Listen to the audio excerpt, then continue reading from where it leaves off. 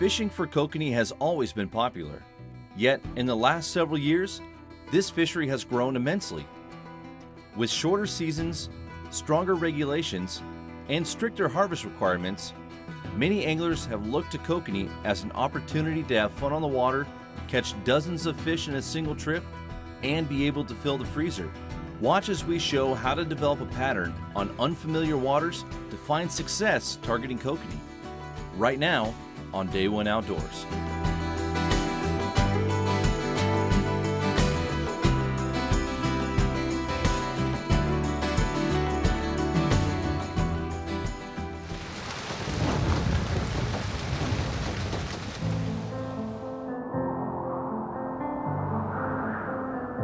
The forecast, showers and thunderstorms today with strong southwesterly winds to 37 miles per hour. It's a numbers game, especially for the situation that we're in. We're coming off of a high water event here 48 hours ago. The outdoors is not a hobby.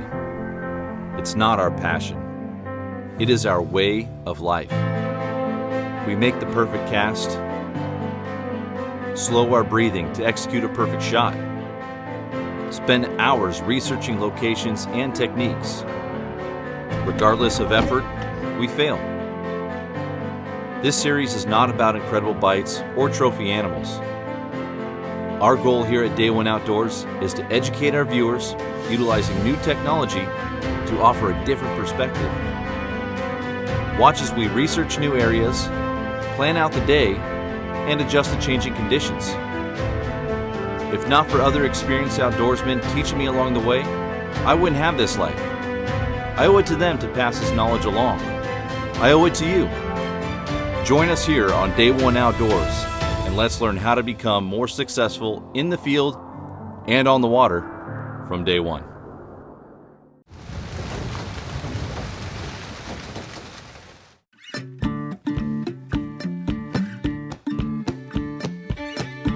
Odell Lake is known as one of the premier kokanee fisheries in the Pacific Northwest.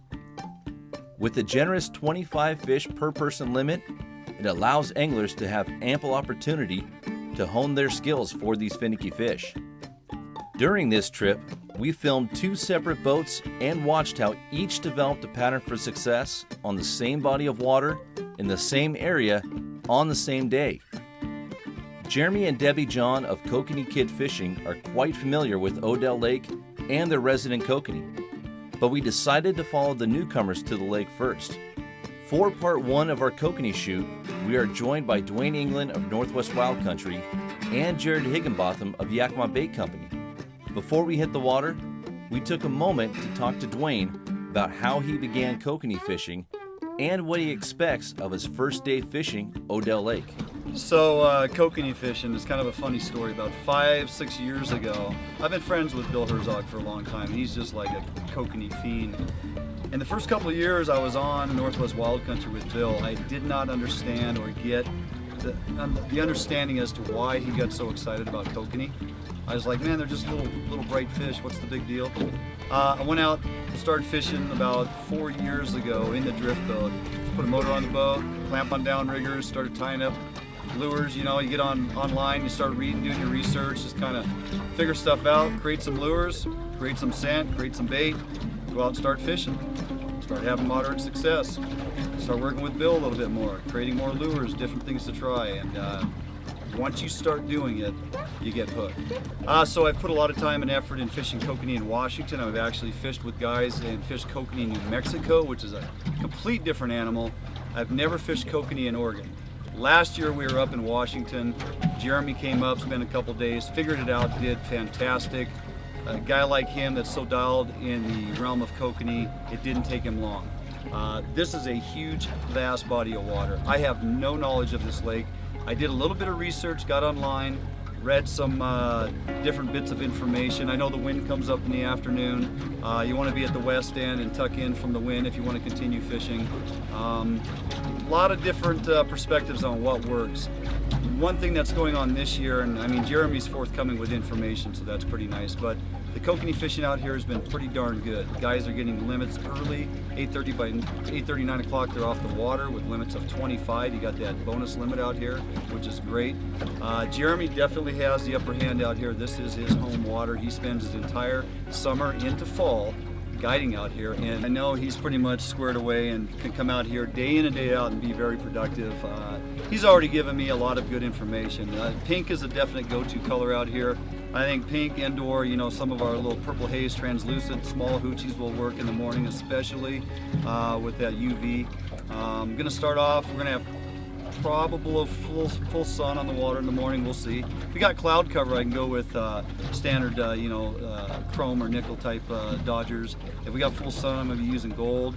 Not afraid to try white and black.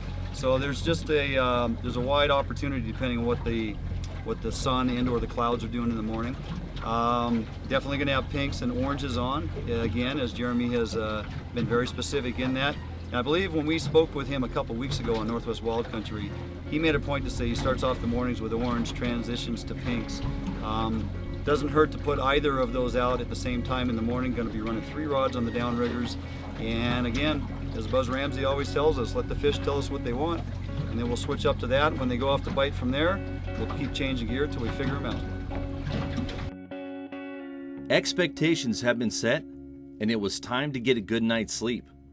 The kokanee bite begins before the sun rises, and there was much prep work yet to do.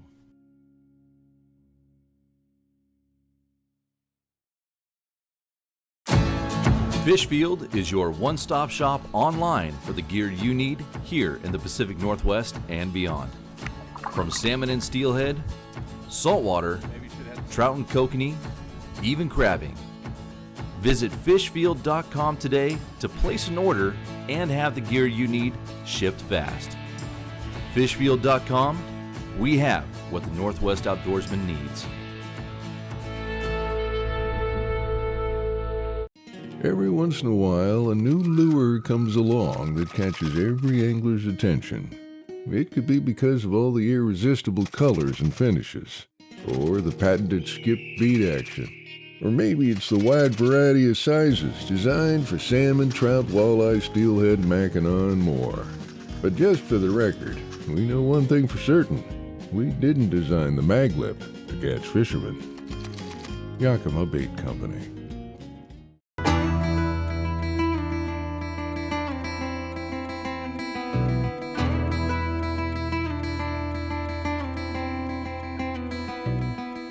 Morning had come, and the sun's rays were beginning to peek over the mountaintops. Jared, Jordan, and Dwayne made their way to the boat with gear in hand. The weather forecast was ideal, with no significant wind forecasted until early afternoon. Although water temps were higher than usual, kokanee were on the bite, and the crew was anxious to get their gear in the water. So we just got started here in the morning. Dwayne picked up one on Jordan's rod, and we're kind of getting things dialed in, getting tuned into the lake here. You know, it's the first time out for the Northwest Wild Country boat in Odell Lake, and we're just now finding our groove. So we can see these fish back here on the fish finder. We got them from 40 to about 60 feet. So we've got our riggers staggered out, different depths from 44 feet all the way up, I think, to 53 feet.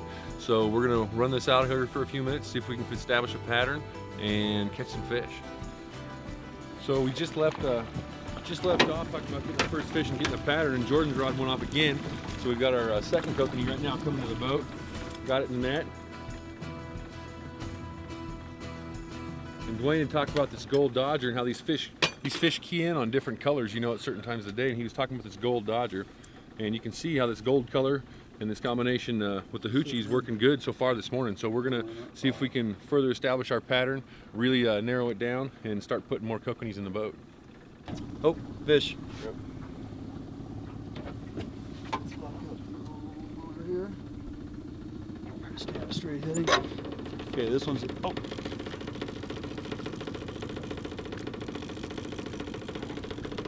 Be there. Oh yeah. This one was at 66. We've hit fish at 55, 51. That one was at 66.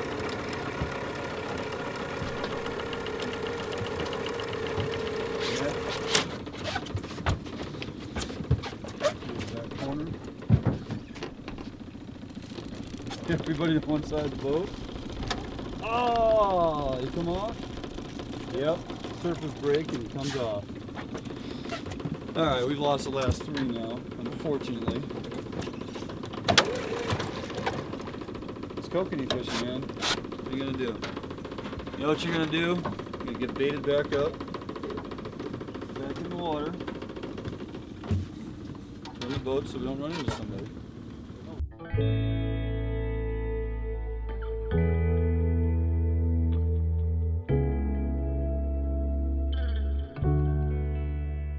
So Jordan just hooked up. He dropped down to 61 feet. We brought in our gear.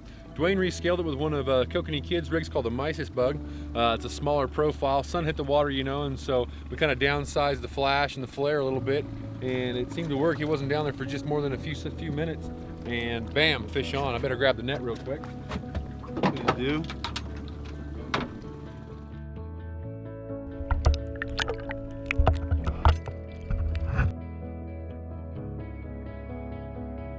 Yeah, that's a beautiful little fat kokanee right there. Nice, bright, beautiful fish. This is awesome. Man, we're fortunate to be out here doing this, hanging out with my friends, catching kokanees, learning about a new fishery. This is what fishing's all about. This is why we do it. You know, just the love of the sport and just learning, man. Non-stop education. And that's what we're here to do, is just learn. And man, I'm sure having a good time. Are you? I'm having a great time, big dog. Are you really having a good time? I have a good time everywhere I go. How's this boat working out for you? I love the boat, man. The Northwest Wild Country boat is just treating me right. Feeling like a king out here this morning and just having a great time. This fish is yelling at me, please don't put me in the cooler. Please don't put me in the cooler. Hey, where's that fish gonna go? In the cooler. Attaboy.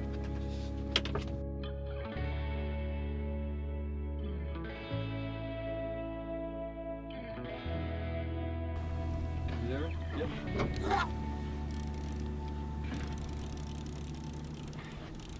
So we got a fish on right here. We've been going through, had a bad little stretch there of hookups with no fish, but I can feel the fish on here. Little fish popping. I got a fast limit Dodger on. It's down 66 feet, and bringing my first kokanee to the boat. I've been kokanee fishing in about 15 years, so. What? I know, man. You need a net? I know. Right by your feet. Big Shay getting it done himself. Made his own fish. There we go. Nicely done, brother. Decent sized little guy, huh? Help him out with that fish, Jor. And flipping and rolling, and so trying to get the hooks out of the net. What I'm using here is I've got a new Dodger from Yakima Bait Company. It's called a Fast Limit Kokanee Dodger. These things have done really, really well over the last 6 months, so I wanted to test them out myself. And rigging that we're coming out with called the Tight Lines Kokanee rig. So you can see it's got a small hoochie, a glow hoochie with a glow pink tiger blade, and that's actually the name of this finish, is glow pink tiger. We had a green maggot on top and a couple of chunks of corn on the back soaked in tuna and garlic, and I'm going to put this thing back down 66 feet where it was at and see if I can't do it again. We got good light up on the water now. Interestingly enough, you know, one thing you'll battle out here is the wind, and hoping it stays away till the afternoon. Already got a little breeze kicking up, and I've watched the fish on the finder. As the light came up, the fish went down, and as the wind came up a little bit, we got a little bit of surface, break. I can see that the fish have come back up now. Jeremy tells me they come up and they're feeding on the shrimp. The shrimp are suspended up a little higher, so they might be chasing feed. You get a little disturbance on the surface, and they feel a little safer, they'll come back up. So we got fish scattered from 35 to 70, 80 feet right now. We got rods set at 3 different depths. It's just the kokanee game, man. You chase them up, chase them down. Right now we're just trying to get bit again. Jeremy's probably got 190 fish in his boat already. Wouldn't surprise me. But we're finding a few. Hey Jay, we're getting a few.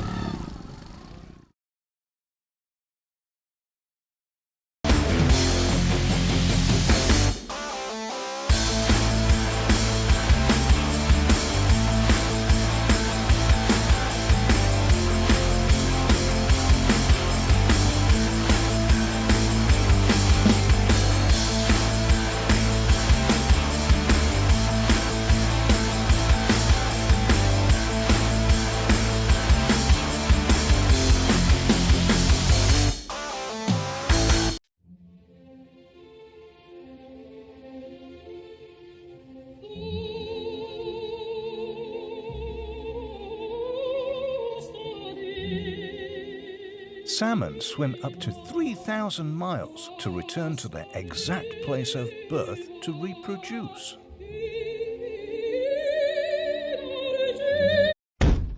Well, most of the time.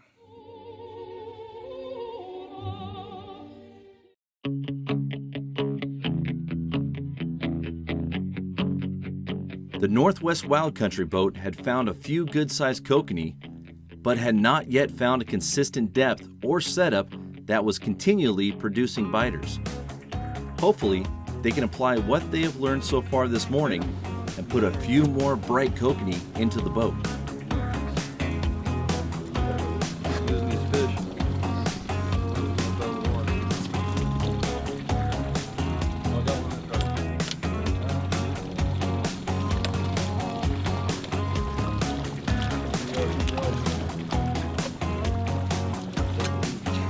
Yeah, that's fish, isn't it?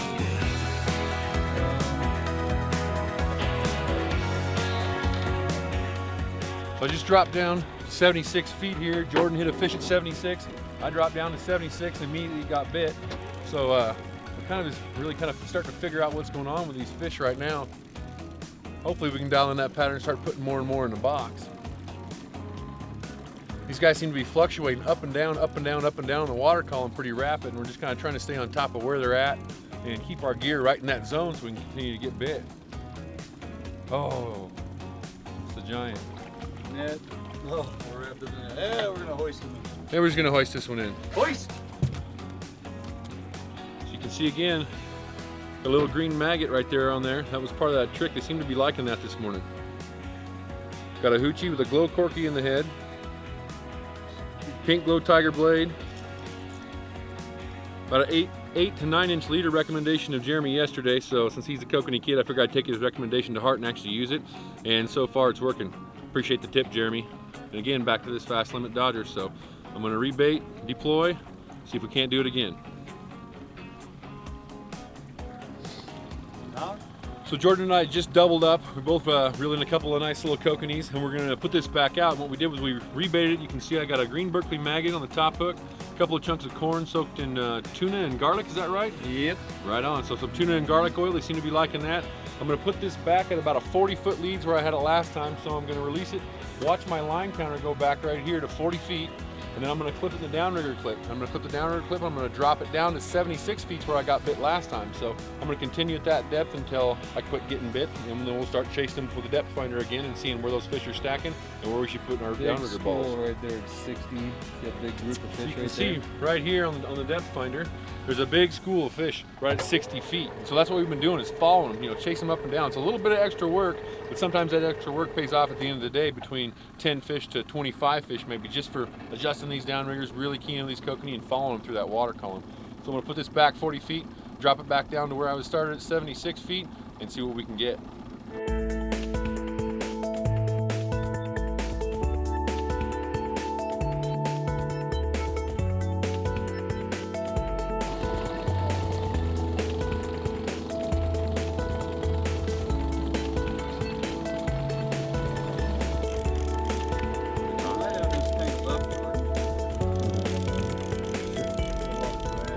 So Jordan's got another fish on. We come across a big school of fish between 70 and 100 feet, and as soon as we seen that school of fish there, Jordan's rod went off. It started popping, so I dropped mine down to 100, and I think Big D just reeled his in. He got bit, so we're gonna keep after it with this pattern and continue to fine tune it. Good size fish. Nice fat little kokanee. Oh, good one for the box. Oh yeah, that's a good one. Nice little chunky, beautiful, healthy fish. See how bright they are? Their meat's just rich pink. Very fatty, very flavorful, very plentiful. Plentiful.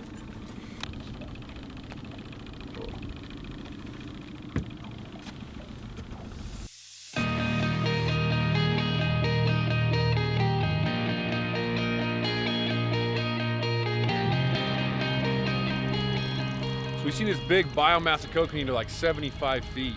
And man, I dropped that downrigger down. As soon as it stopped, boom, down it went. And fish on. Nice little chunky. Oh, he just got off right at the boat. Early release. Man, that's a bummer. But you know what? That's kokanee fishing. So I'm gonna rebait, relocate, and see if I can't do it again.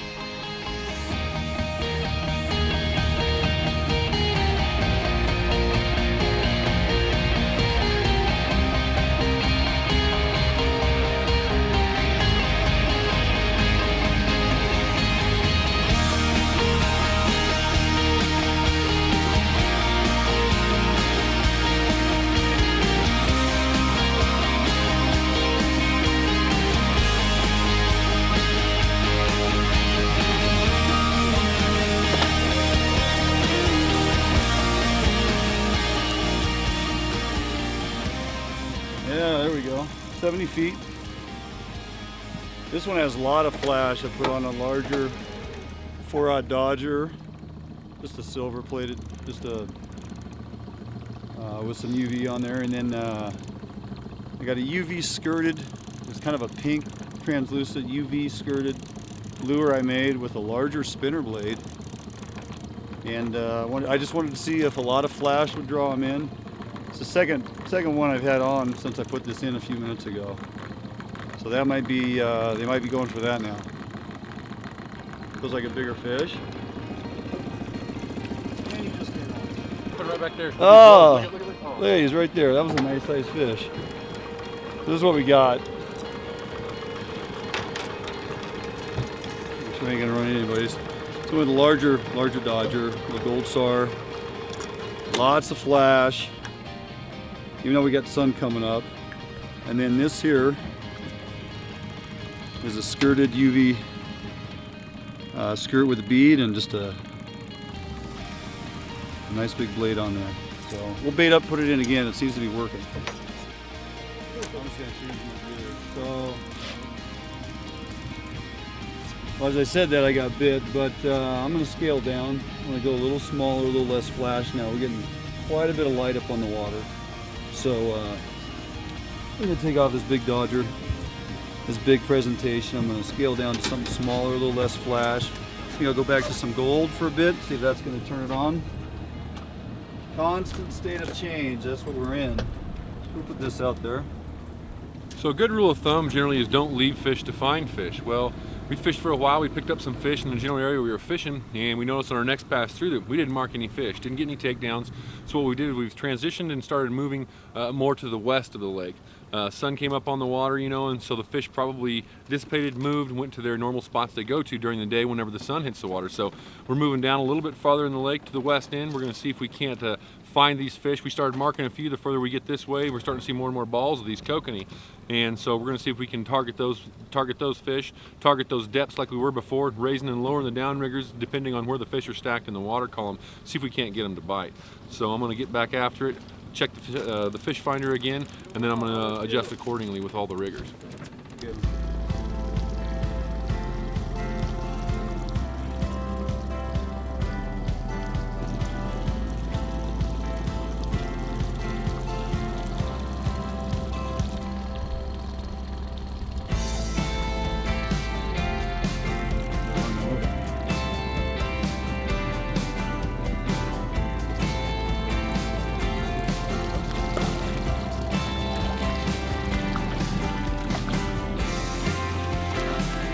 Fat little guy there.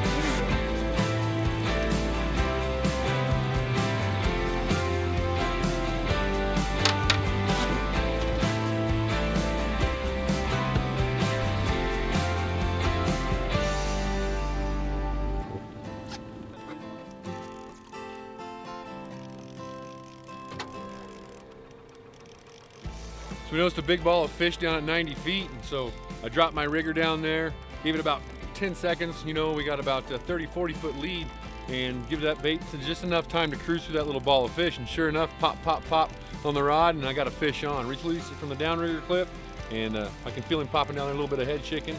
He's just about ready to get to the top of the water. These things you want to reel them pretty slow, you know, nice and easy, consistent. And when they get to the top of the water like that, they tend to pop off a little bit. We're just gonna see if we can. All right, Big Jared, we're done. Done. We did okay. We did okay. I don't know how many we got in the box, but it's 30 something. Yeah. I guess, you know, Yeah. 6-7 hours out here, I guess. The challenge was the constant changing conditions, Oh man. and not so much the weather, but just the behavior of the fish. Yeah, they Don't were you think? up, they were down, they were up, they were down, they were on glow, they were on pink, they were on big dodgers, you know what I mean? Just the constant change. I mean, but that's kokanee fishing. That is kokanee You know, fishing. you got to evolve with the fish, whether it's 10 minutes or an hour and a half. Yeah, and we did. I mean, we didn't sit idle. You know, one of the biggest mistakes I think a lot of anglers make, whether you're familiar with your own home water or you come out and try something new, is complacency. Sure. And you might catch, 5, 10 fish in the morning off of something that's working based on light conditions, whether there's chop on the water or not. And if you're finding fish in decent sized schools and you're getting some biters. Right. The sun was filtered by the clouds Right. this afternoon, and the pattern that was working was a something big and flashy for a dodger. So Right. you changed out. I did. You were running. I was running a smaller fast limit dodger, early in the morning, which I did well on. I got quite a few takes. That was working good. I was getting fish fairly consistent, and then all of a sudden that bite died. Yeah. All right, that's going to do it for us. Day one outdoors. Cody Herman, let's go find out where he's at and throw him in the lake. Let's go throw him in the lake. Okay.